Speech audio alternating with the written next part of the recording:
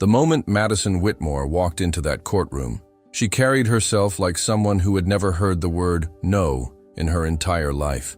And today, she was about to learn what happens when privilege collides with justice. If you're ready to see arrogance meet accountability, hit that like button right now. The courtroom was drowning in silence. Not the comfortable kind, the heavy, suffocating kind that pressed against your chest and made every breath feel deliberate.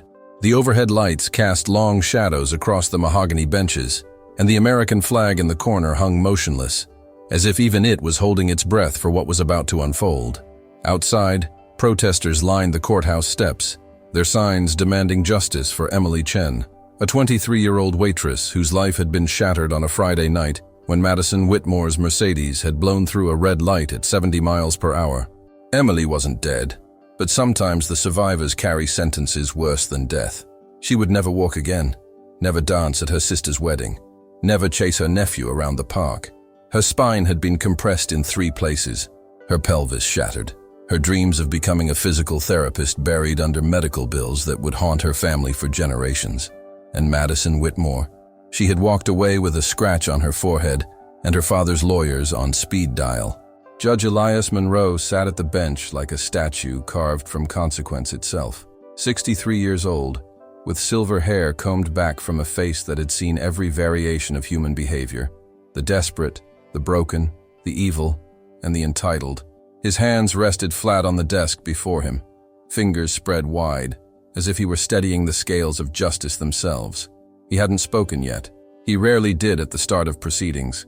He simply watched, those dark eyes taking in every micro-expression, every fidget, every tell that separated the remorseful from the calculating.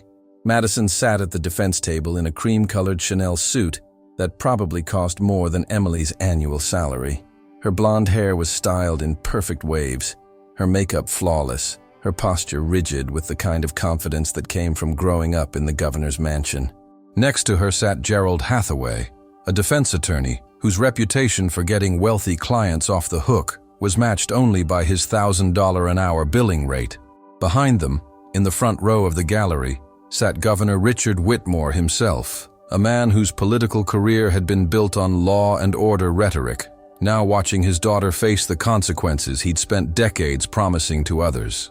The prosecutor was Jennifer Reyes, a woman in her 40s with streaks of gray in her black hair and a reputation for taking cases others wouldn't touch.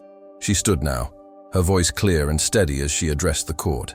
Your Honor, the state charges Madison Elizabeth Whitmore with vehicular assault while intoxicated, leaving the scene of an accident, and obstruction of justice.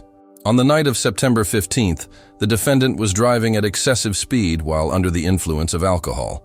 Her blood alcohol content was 0.13, well above the legal limit. She ran a red light at the intersection of Harbor Avenue and 52nd Street, striking Emily Chen's vehicle with such force that Ms. Chen's car was pushed 40 feet into a storefront. Instead of remaining at the scene, the defendant fled. She was apprehended 2 hours later at her family's estate, where she had changed clothes and attempted to destroy evidence. Madison's jaw tightened, but she kept her gaze forward, that mask of aristocratic indifference perfectly in place.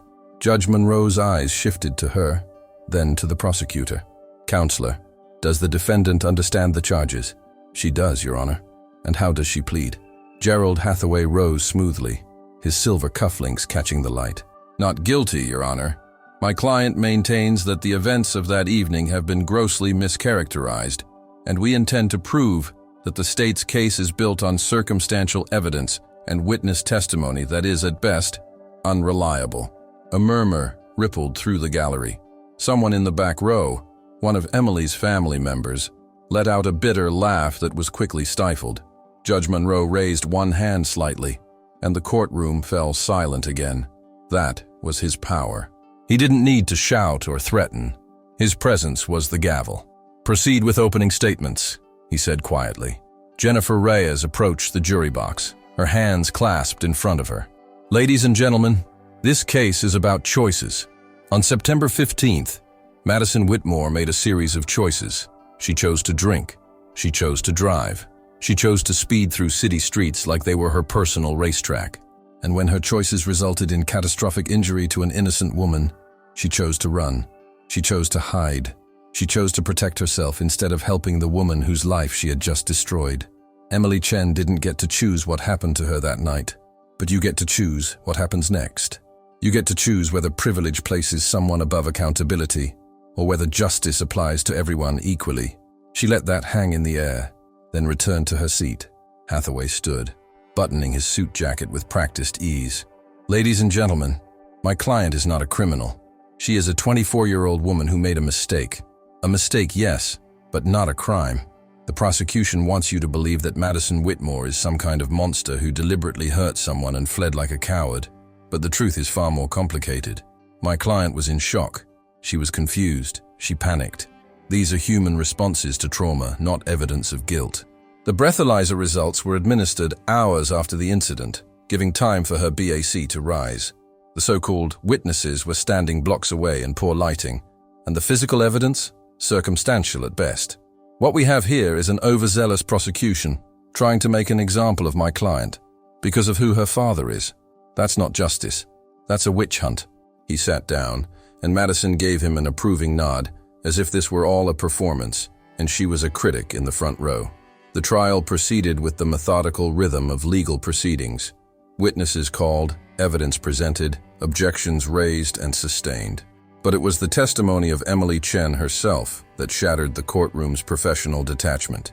They wheeled her in, because she couldn't walk.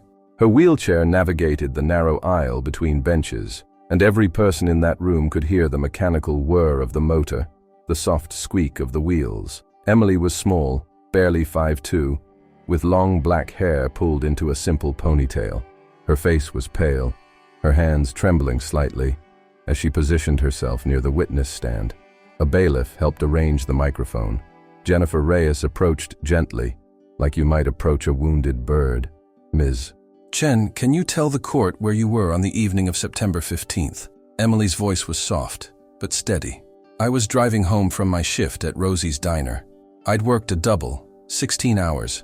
I was tired, but I was careful. I'm always careful. What happened at the intersection of Harbor and 52nd? Emily's hands gripped the armrests of her wheelchair. I was stopped at a red light. I was texting my mom to let her know I was almost home. Then there was this sound, this roar, like thunder, and I looked up just in time to see headlights, then impact, then nothing. What do you remember after that? Waking up in the ambulance.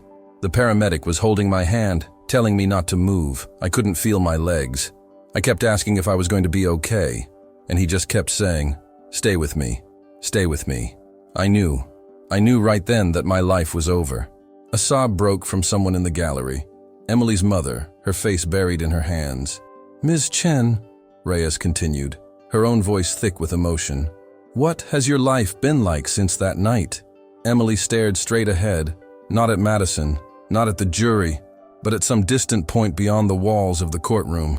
"I can't work. I can't pay my bills. I had to move back in with my parents because I can't take care of myself. I can't shower alone. I can't use the bathroom alone. I can't do anything alone anymore. I had a scholarship to finish my degree. It's gone. I had plans, a future. It's all gone because someone decided that getting home 10 minutes faster was worth more than my life." Finally, she looked at Madison, and in that look was every ounce of pain, rage, and grief that a human body could contain. "I didn't ask for this," Emily whispered. "I just want to know.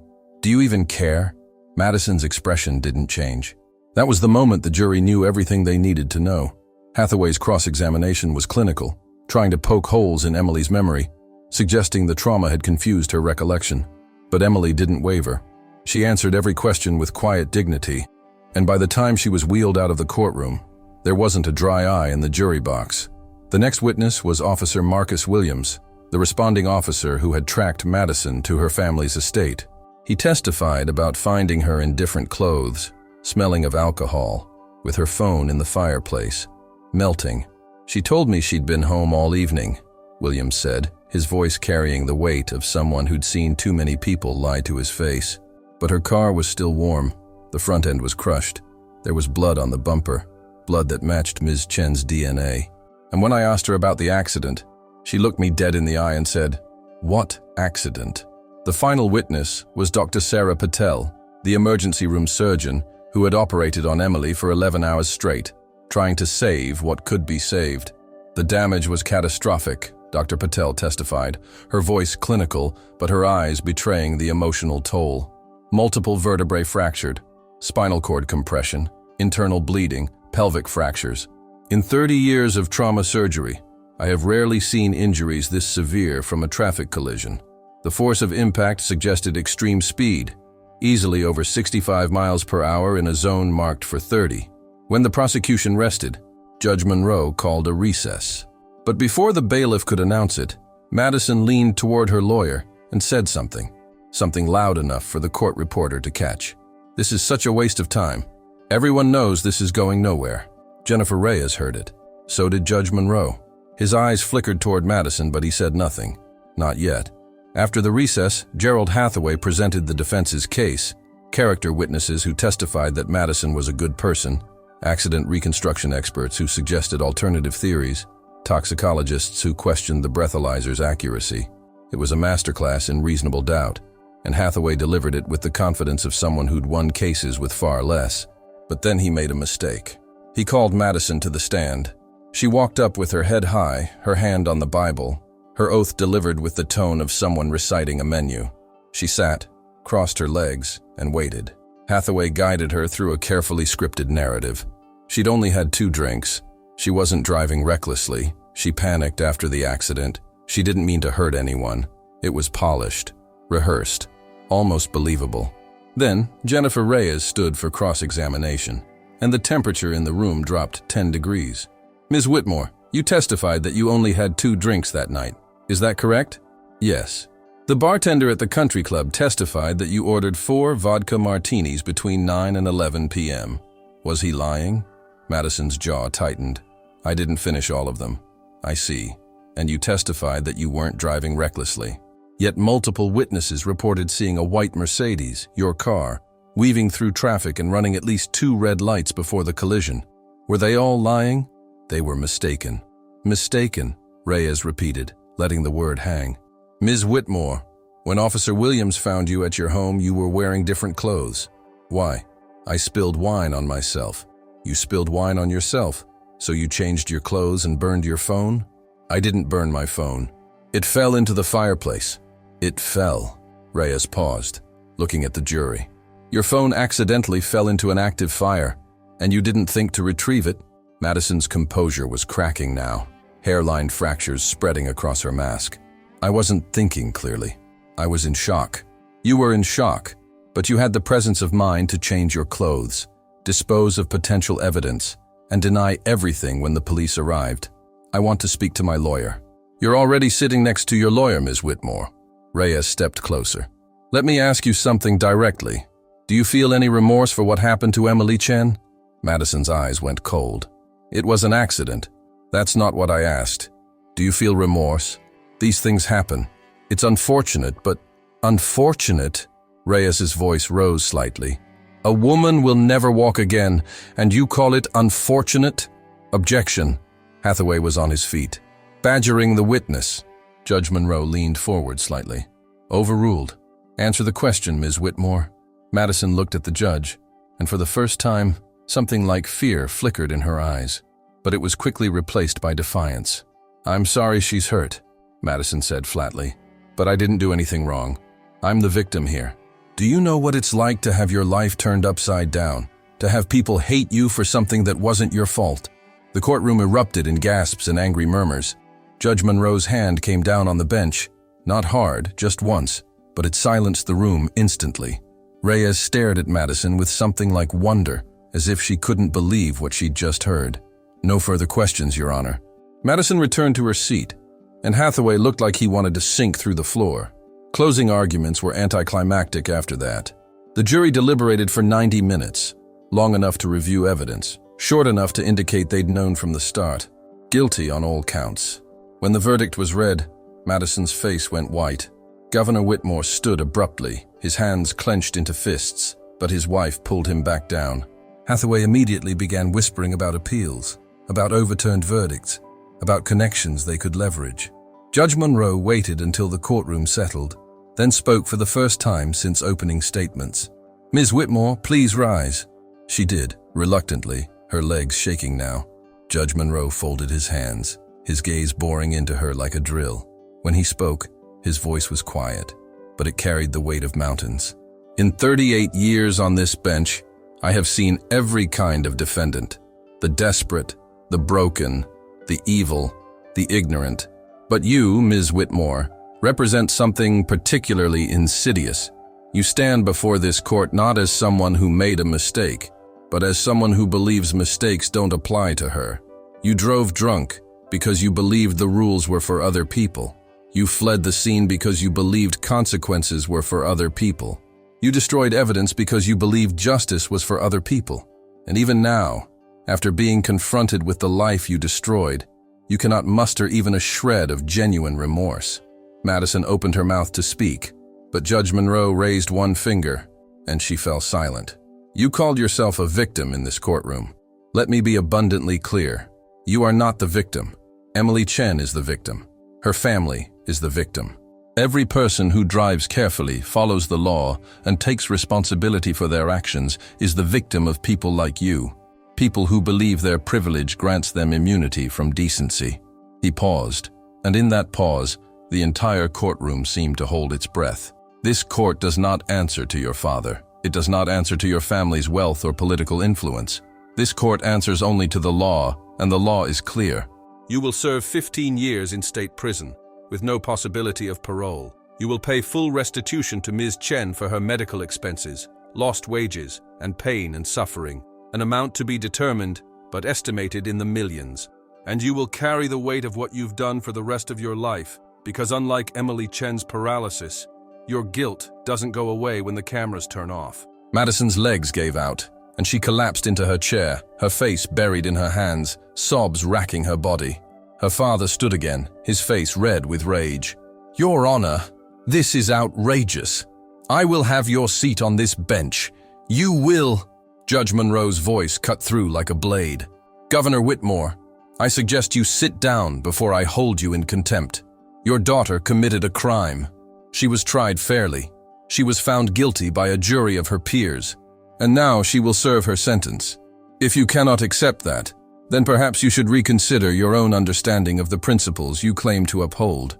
Governor Whitmore stared at the judge, his mouth opening and closing like a fish, then finally sank back into his seat, deflated. Judge Monroe looked once more at Madison, who was still sobbing, then at Emily, who sat in her wheelchair in the gallery, tears streaming down her face. Not tears of joy, because there was no joy here, but tears of something like relief, like vindication, like proof that she hadn't been forgotten. This court is adjourned, Judge Monroe said quietly, and brought the gavel down. As they led Madison away in handcuffs, she looked back at her father, at her mother, at the courtroom that had just dismantled her entire world. And in that moment, she finally understood what Emily Chen had understood on a September night when the lights went out, that everything can change in an instant, and privilege cannot save you from the weight of your own choices. Justice isn't about revenge, it's about balance. It's about looking at the scales and making sure they're level, no matter who's standing on them. Madison Whitmore learned that lesson the hard way, but she learned it, and maybe, just maybe, someone else will hear this story and think twice before they put the key in the ignition after one drink too many, before they assume the rules don't apply to them, before they forget that every action has a consequence and every life has value.